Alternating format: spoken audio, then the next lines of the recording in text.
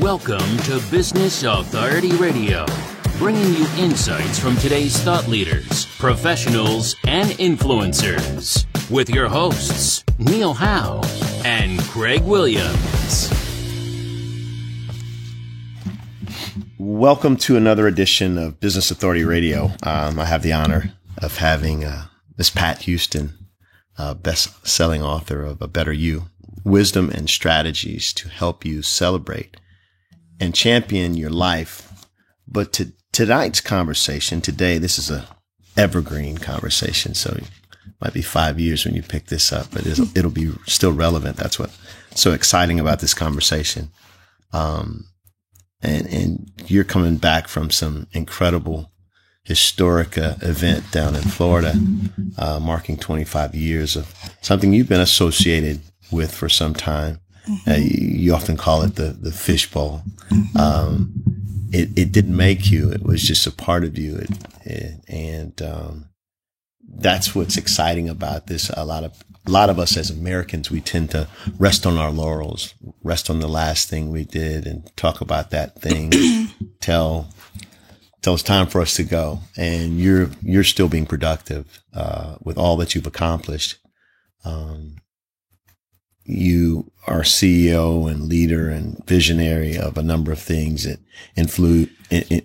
influencing not only past history in music and entertainment, but present foundational work with our youth, which is our future.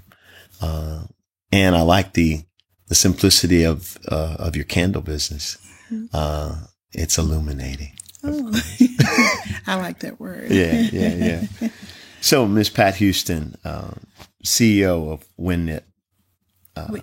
WITNIP. I got to get that right. WITNIP. All you have to do is think of Whitney. Whitney. Mm-hmm. And you just take the first letters of Whitney, Wit, and then you take Nip. As in Nippy? Nippy, her nickname. And, she, a few years before her passing, that's what she changed the name of her company to WITNIP. WITNIP Inc. From Nippy Inc. to WITNIP Inc. So it was Nippy Inc. It was before. Nippy Inc. Interesting. You're also the founder of and CEO of Teen Summit Academy. Yes. Now a lot of us are aware of the Teen Summit, but the Teen Summit Academy, you've taken it to another level where you're being intentional about building a foundation for our youth.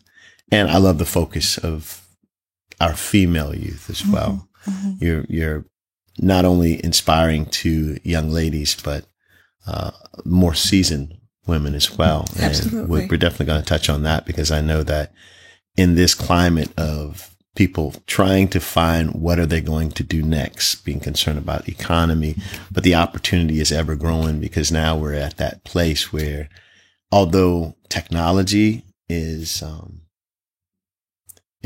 what people might think taking jobs, it's creating opportunities for more of us. And we just have to recognize that.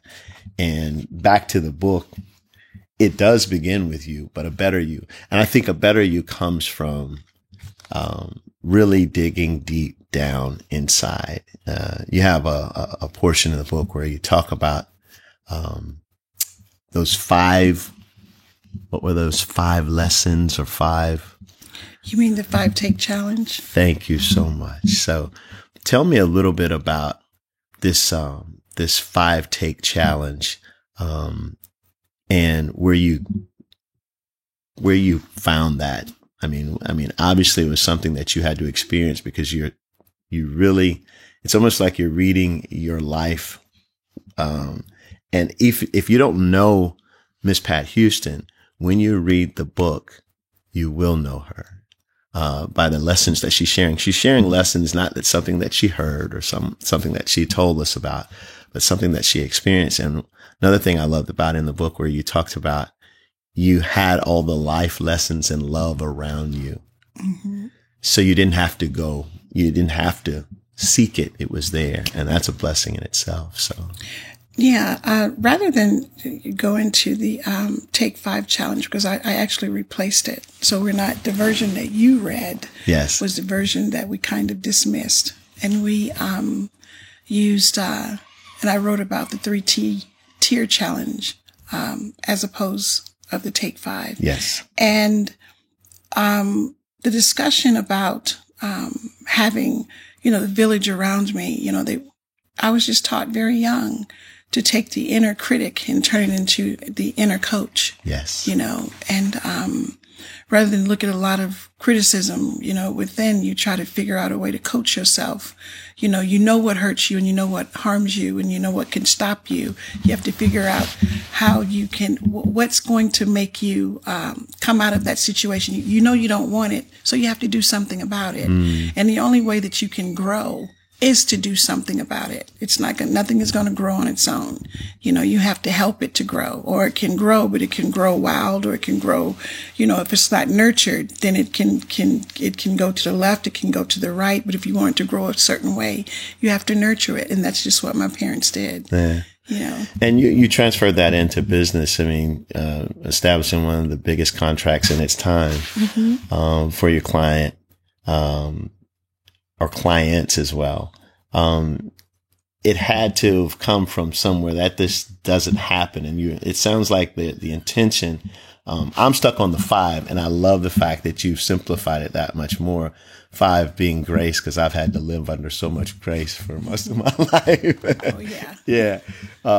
But just speaking to that tier, there's layers, there's seasons in life. And it didn't all come at one time. And starting as a model, and I mean, you've traveled the world prior to a lot of the things that we know you from. You had your own successes prior to even now as well, but you have established your own self as a brand.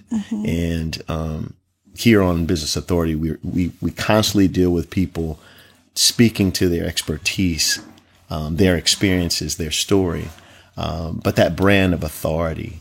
And it sounds like you transferred that authority that your parents instilled in you into your life, and you were a conduit of that to others. And that's why you're doing a lot in the business world. You're doing a lot in the entertainment world, but you're also doing a lot in our youth. And it's very important that we see that thread, that common thread of who you've been, and whatever you're reading, and those things that you're writing and sharing with others, that we see that as well. Tell us a little bit about your journey that got you to this candle business that you're in as well. Wow. And it's something that I really haven't talked about to anyone. With everything that was going on in Whitney's life, before she passed, it was kind of a struggle for her. And I knew I was an entrepreneur, when I met my husband with the business in North Carolina. And, I knew that everyone depended on, Whitney. She was the iconic, Whitney Houston, Yeah. Everyone's attached to that. And, she required, family members to be there to, run the business, handle the business, and when things just started going to the left for her, I knew I had to step up and do something. And we both love candles, Joe Malone candles, as a matter of fact. And, every time she would come over here to visit, and this is one of her favorite rooms here, I would have candles lit, and she'd always ask, what is it about these candles? And I said, you know what, as a young girl, I said, my Aunt Essie, growing up in the South, I said, my Aunt Essie used to burn a lantern in her room, to read scripture. And when she would turn that lantern on, it would give the illusion that a candle was burning. So, and I loved that feeling. It was a great feeling of peace. So I was always in love with candles. And she said, you know what, you should really do something, because when I look at you, I see grace, I see order, I see discipline, I see love, and she said, you're just so peaceful. You walk very peaceful, but you walk with a big stick. Yeah. She would always say. And she kind of inspired me to create a candle line, and I did. And, she's responsible for my husband and I going over to Israel for the very first time. And after taking her over there, and she fell in love with the land, and we just decided to name the candle line, the Candles of Peace, from the Holy Land. So that's how Marion P. Candles got started. So it was Marion P., which is my name. She's the only person that called me Marion P., Marion P. So the P for Pat. P's for Pat. Okay. And I never used Marion. I hate when, growing up, my mother, when I was in trouble, she would call Marion Patricia, So that was the only time I'd ever heard, wow. The name, Marion. But she loved Marion because she thought it was so peaceful, and that was the relationship that we had. So it was Marion P., she said, you should do, the candle line, aromatherapies. And, she started naming things. So I did that. I just decided to create that line. And I said, you know what, this, she won't have to work so hard, making your money by picking up a microphone. And she really wasn't into branding or anything like that. Her life was music. Yeah. That's what she cared about. She didn't care about the brand or anything like that. So I created the candle line, and this was in 2010. And we were actually on tour, and everyone had from Ulysses, our executive assistant, and Mary Jones, security. Everybody knew. They went and they had these Marion P. T-shirts made, Whitney included. And I knew then that I had to start that candle line, Marion P., and that's exactly what I did. What's interesting is, and I'm not trying to get too deep on you, but I see the consistency as, you started as a model at one time, and you did a little singing too, didn't you? Yeah, I grew up singing in the church. Yeah. It started out with the Singing Mockingbirds at the Mountain View Baptist Church in Shelby, North Carolina. Yeah. But, a model is that one that stands out. Mm-hmm. A model, it's not about the strut. It's just a model stands out and as a light. And there's been a consistency as far as building the infrastructure around Whitney, your family members, your daughter, your husband, for some time. It seems like you're fulfilling your purpose consistently.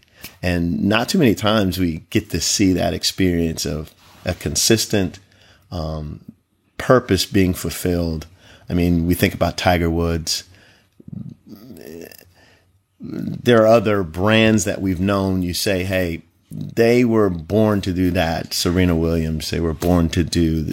She was born to, and Venus was. They were born, even though they had some coaching, they had some infrastructure around them to help them, but it was natural for them. Michael Jordan, the list just goes on and on.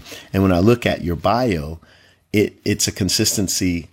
It's consistent with that. It's a journey of legacy, and lights are taken for granted. We're up under a bright light right now. And unless we aren't able to see what we're reading or doing, we take it for granted because, if it's daytime, we don't think about the lights because but there is a light. And when I look at the title of your book and even the type, the font, A Better You is the center of, that's the first thing you see when you look at your book. And a lot of times that's the last thing we think about when we're out about pursuing life. We're forgetting about that biggest part of us. And because you were who, and I know that didn't happen overnight. It took a process, but it took that nurturing throughout your life so that you could be that for others. Is that something that you resonate with? It is. In the book, I talk about, like I said, the 3T tier challenge. Yes. Which is transforming, transcending, and triumphing. And I learned about that very early. As a young girl, I used to watch.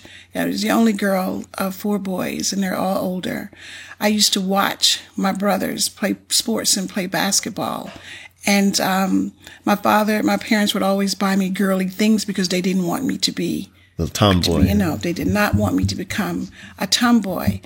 But and my cousins, they were very feminine, and they weren't as athletic as I was. And so I was almost like an outcast.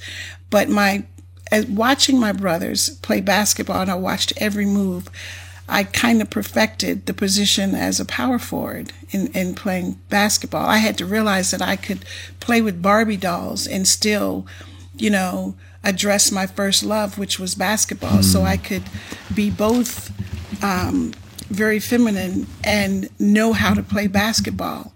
So I kind of transformed myself from being girly and understanding that that I didn't have to stick to that ideology that girls could not be as aggressive and competitive as young men, and realized that when my brothers started asking me to play on their team. So I knew that transformation was happening. Once that transformation started happening from really playing with the Barbie dolls and the very feminine things and doing what I wanted to do most was play basketball, I did that. When I transformed, I just powered through. Yeah. I powered through and, learned the sport so much so that, all through, junior high school and high school, I ended up becoming a stellar athlete, in the end, triumphing, becoming a stellar athlete, MVP, girl athlete of the year. You went to college too? I mean, that took you to college. Took me to college. Yeah. Basketball scholarship at Gardner Webb University, and I also got a literary scholarship from the Audacian Club, which is a civic group in Shelby, North Carolina. So I recognized then the importance of doing what you want, but you had to have certain abilities, order, determination, perseverance. All of those things were needed in order for me to get to where I needed to get to the next level. I always say life is a formula. It's a formula. You just have to know, how to create and stay on the path and have order to get to where you want. And that's in the book, In a Better You. I talk a lot about that in the 3T Tier Challenge section, but it's amazing. Tell me this. I mean, did you at one time say, well, okay, I've been successful in sports because I had an infrastructure around me. I had people letting me know that the me was enough. I mean, it sounds like there was some confidence built in that.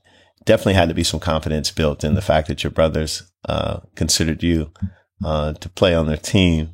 That's usually there was an attribute. So, I mean, that you had that you added to what they had as young men. I mean, that egos aside, they had to recognize that. Mm-hmm. And I see that the teen summit, that point when you think about a summit, it's afar off. It's illuminating just like the candles because of where the point is.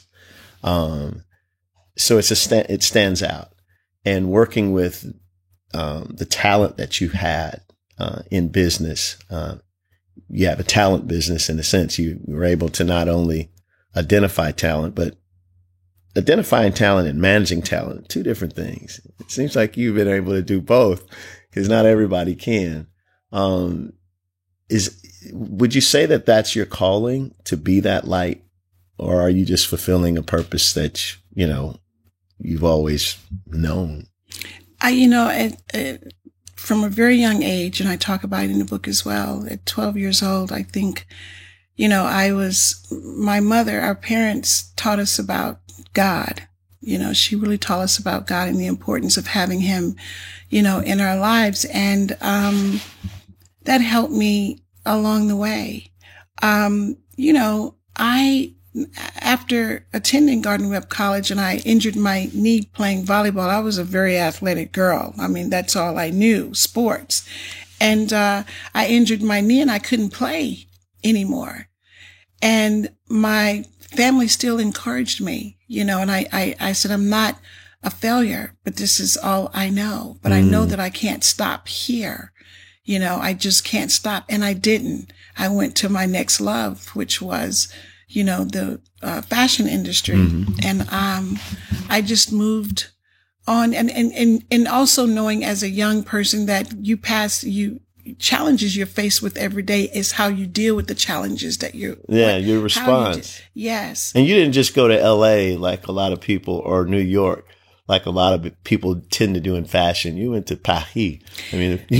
I went to Paris by way of New York. Wow. You know, and this story, which is in another book, you know, it just talks about, and I also talk about it a little in A Better You. Yeah. You know, there are lots of young people and a lot of people that feel like they live their life in a box, the fishbowl. You know, you have to get to a point to where you have to think outside of the box until there is no box. And that's all I did. I was taught to think outside the box until there was no box. Yeah.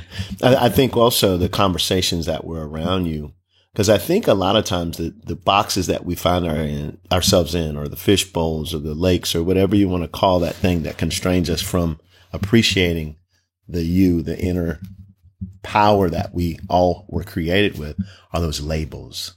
You said it early. You talked about girls don't do this, or girls or ladies don't stop. You know, that type of conversation. Men, if they want to be an interior designer, or what are you talking about? No, you need to go to, you know, and if there is something that you're passionate about or you feel led to do, it's important that that's a support system be there at an early age. At an early age, you know, because if you're not taught when you're young, it's very easy for you to get caught up with other people's opinions. And limitations. Yes, the limitations that come. And, you know, other people can stop your dreams, you know, with their own opinions about how you should live your life, or they try to define how you should live your life. And sometimes they mean well. And, you know, sometimes they do, sometimes they don't. Yeah, you know, that's why I said the inner critic has to become the inner coach. Yes. You know, it definitely has to become the inner coach, because if it does not, you can get so caught up that you end up with every decision that's made. You've got to pick up the phone and you've got to call someone. Do you think I should do, instead of using, you know, that inner coach that's there, and it's there. Yeah. It's there. You just have to think. You know, in most cases we don't, because we care about the opinions of others, you know, instead of being driven within. Yeah. And you really have to be driven within to make things happen for yourself. You do a lot of speaking as well. I can see how that comes natural. I'm not myself right now because you're calming me. I'm usually so hyped on these conversations, but that energy that you put out, it's soothing. People want to really be their self. I mean, I'm an open book, and sometimes too open, but at the same time, I could see how speaking empowers you and others at the same time. You talked about this new chapter that's in your life. You've written books. You're also a best-selling author as well, but you've done production. You've been in the music and the fashion. You've built foundations. What is this next chapter that I sense that you're about to step into? You know, it's all about the millennials and the young people. You know, we have there should never be a time when they ask you, where are you? You know, why is this happening? Where are you? We, as parents and adults, we're so profoundly busy doing other things. We don't really pay attention to, you know, really what our kids are doing. The constitution of family, marriage,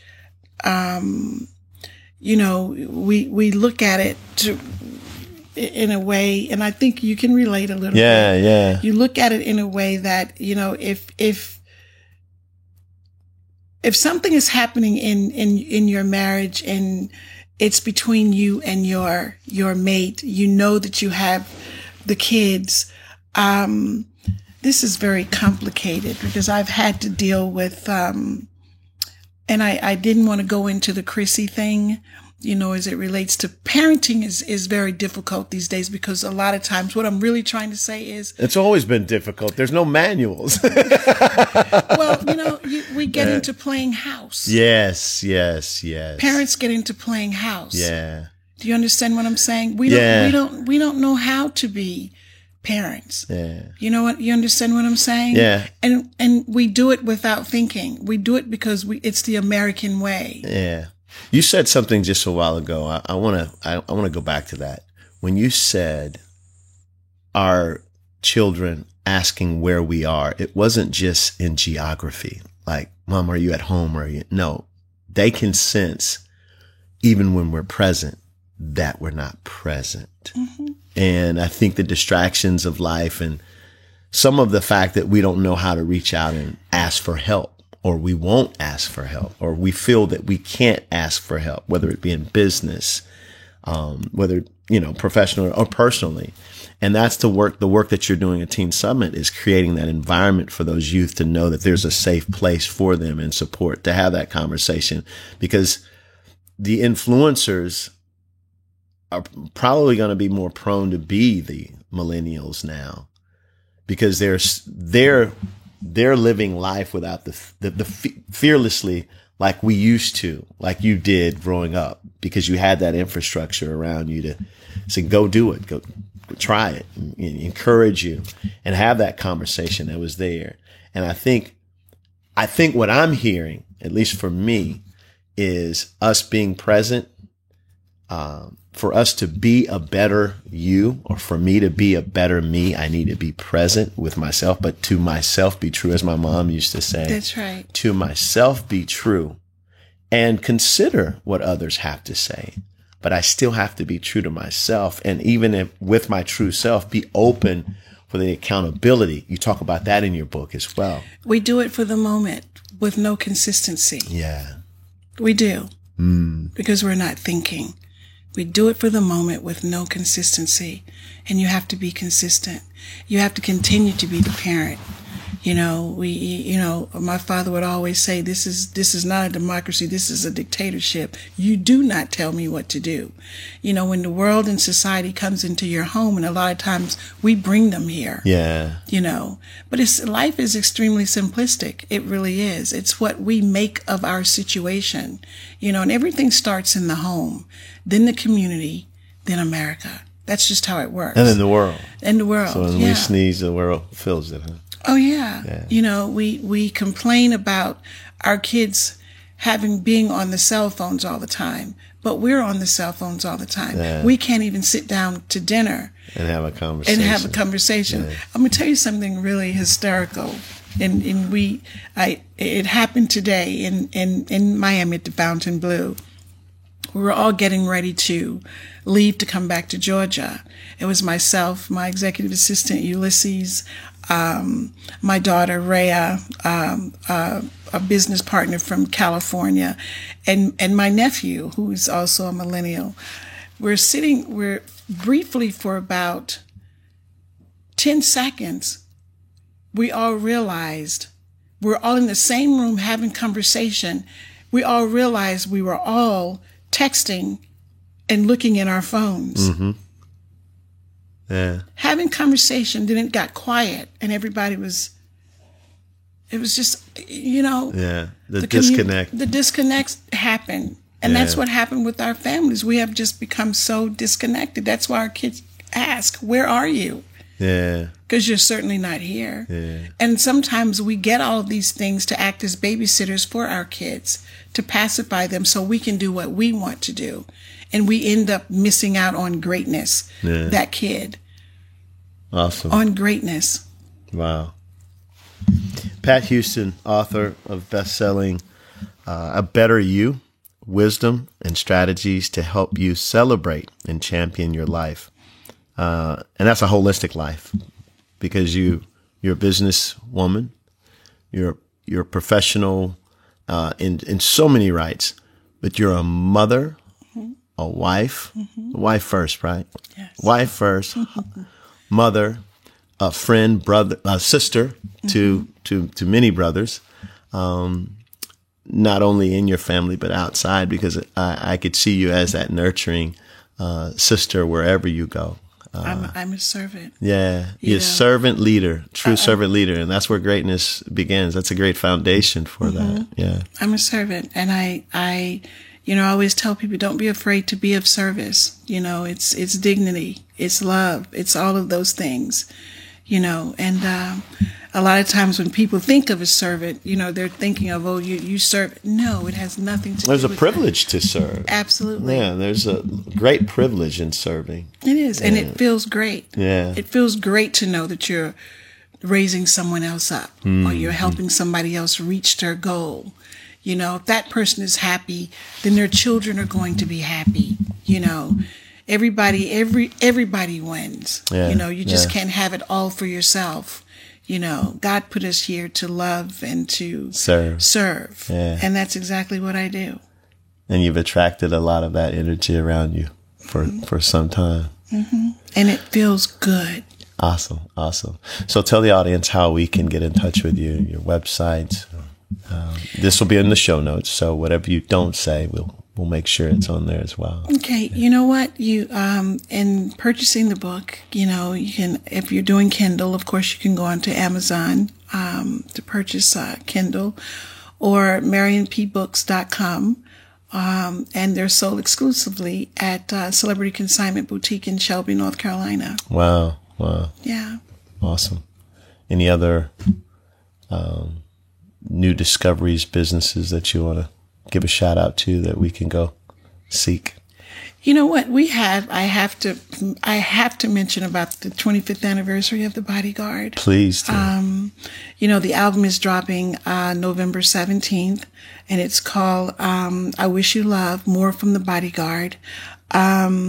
Just new music, recorded music that's never been heard before, live music. Wow. That is absolutely amazing.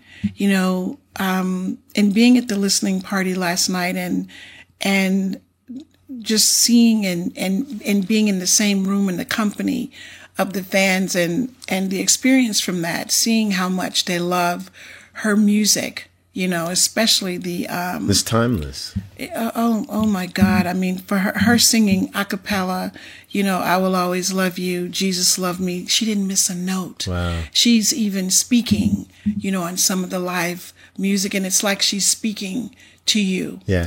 She's having a conversation with you How about what she's getting ready to do. But it is a phenomenal album. Is there a place online? Is it going to be iTunes? Is there how will the audience be able to find that? I believe it is iTunes. Is that not correct, Ulysses? It is iTunes, of course. Everywhere. I believe it's going to be Walmart, Target. So it'd be easy to find, I'm sure. Oh, I'm just wondering if you had maybe a URL that we could send the audience to, but that's fine. Well, you know what? Had we had this interview yesterday, we were streaming live on her Facebook page. Oh, my goodness. So she just go to the Facebook page. So we'll put that on there. Yeah. That'll be in the show notes. Oh, yeah. Go to the Facebook page. I know it was one of the fans that sent me a message today. He was watching it on Facebook, and she was singing Run to You. Oh, my goodness. Run to You, and they cut it short. He nearly had a heart attack. But it's an amazing album. And if you love Whitney Houston, and if you love music and you want to hear a true iconic sound, there it is. Well, you heard it here from an iconic individual, Miss Pat Houston. Thank you so much for joining us, and stay tuned, folks. Thank you. Thank you. You've been listening to Business Authority Radio with Neil Howe and Greg Williams.